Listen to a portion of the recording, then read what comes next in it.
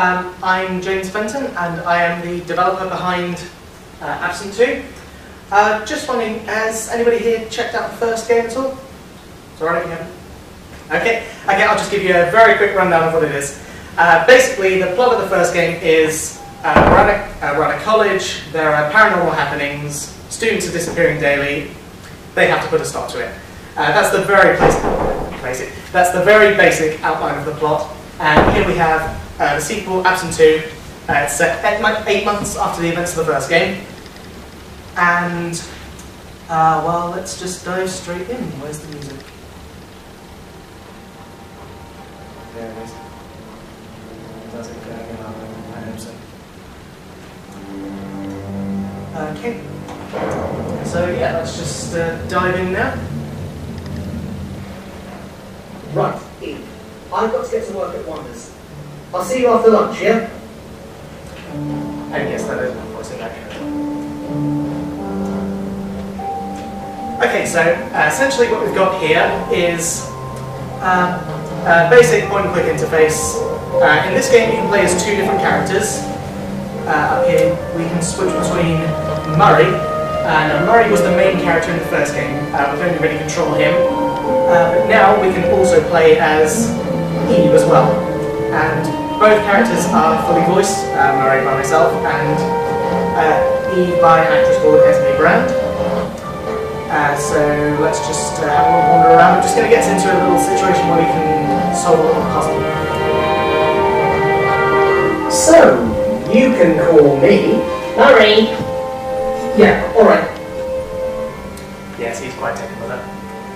Okay, so what we're going to do, we're going to get a character in here, and I'm just going to show you one of the upgrades from the first game.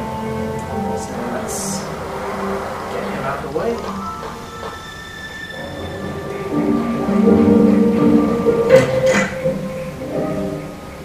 Was that Danny? Okay, now one of the enhancements from the first game is in the first game, the conversations, they were text-based. And this time we actually decided to go for icons instead, so I'll just bring this up. Hey Danny. Eve, what's up? For a couple of reasons. Is anybody in here an AGS user? No? Okay, well in AGS, one of its unfortunate downfalls is when we have text-based options, everything seems to freeze up. And there's not really anything going on here, but you get the idea. Everything freezes up, whereas I wanted the animation to sort of continue underneath. And with icon-based dialogues, you can actually do that in AGS. Plus, it's a lot easier to script. So, if we have the option at the bottom of the screen saying we need to find a tenor, so let's ask this character about it. Hey, Danny, you're rich, right? Yeah, I don't want to. Yeah, I am. Why? I just wondered if you had a tenner I could borrow. Sorry, I've not got any cash on me. I just threw most of what I had left in this new laptop. Okay, so you might have noticed just now, one feature that we've added is little character acting now. And that just felt like something that I just thought we could bring to the table here, because it may just add to the character's expressions. So, I guess you just dropped a comment about the laptop, so let's press on it further. What are you typing? I'm running for student rep this year and I'm planning my campaign. Oh yeah, I thought I saw a poster or 2 floating about. I put it up this morning, but I need some more around the place so it won't take noticed. I asked that new receptionist to put one up, but there wasn't any more room on the board. There we go, just put the subs on for you. I can help you with your campaign if you want. Oh really? That would be a massive help. You could put some of those posters up around the place, could you? I'll do my best. Thanks, Eve. You're a lifesaver. Just grab those and scatter them around the place. And who knows, maybe I'll get it. Okay, so now we just need to grab these posters, so we'll do that. Well, I'll let you get back to work. Thanks, Eve. See ya. Okay, now the interface works. You choose the right mouse button to scroll through the options, so you have look at, use, talk to, talk to. Okay, so we've got the posters here. Now, little bit of trivia with the game here. You don't actually have to put all of them up, and it's useful for us to play it wrong. But if you actually do put up all the posters, there's about 5 to 10 spaces throughout the game you can hang them. If all of them go up, you actually get a slightly different ending. So just something to look out for when it comes. So that's right here. But we still need to find a tenor, so we need one other character. Is there anyone else who might have a tenor? Let's talk to the receptionist. Hey, remember me? I'm Eve. Yeah, so? Yeah, she's not very pleasant. Just wondering, you've not got a tenor on you, have you? Yeah. Huh. Ah, well that was easy.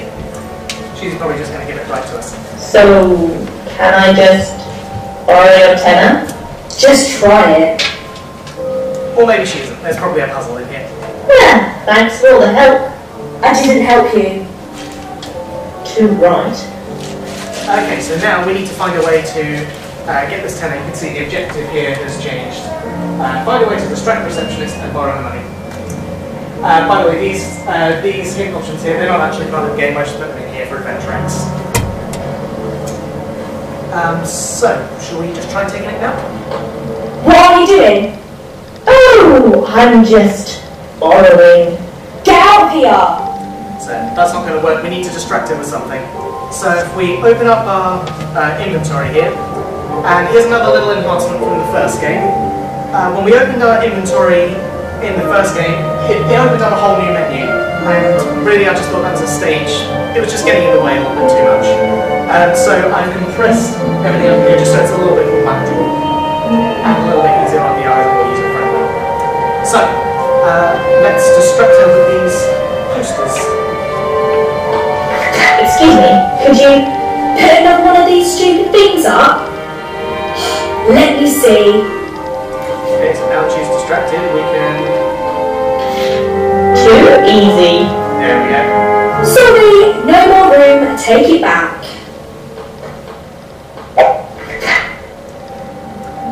Okay, so now we've got a tenor, I'll give the receptionist another tenor later. and that's justified it. Okay, so now we just need to get these characters off to town, essentially. So let's take a look. A lot of the background out here, I draw and animate all of the backgrounds and characters myself, and they're based on the location that we used in the first game, but we've redrawn for different animal and for this game's purposes. So we just have to take this little shortcut through this very ominous swamp.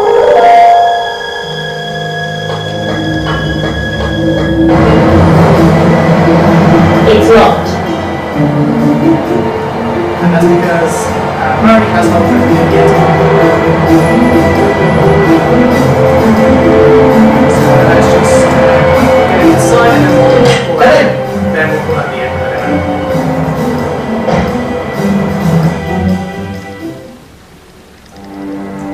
Okay, and then it's just going to loop itself, so we'll just leave that going. So yeah, that's the basic outline of the game. The game's going to be about 3 to 5 hours in length. It's going to play. It's very much a homage to the LucasArts era, and you can probably see where I draw a lot of the inspiration from. But yes, we have it's full voice acting. We have a composer working on our music, and we have me behind the scripting, programming, animating, and art direction of the backdrops. And we've got some flyers and some cards down here if anybody would like to collect them when this presentation's done.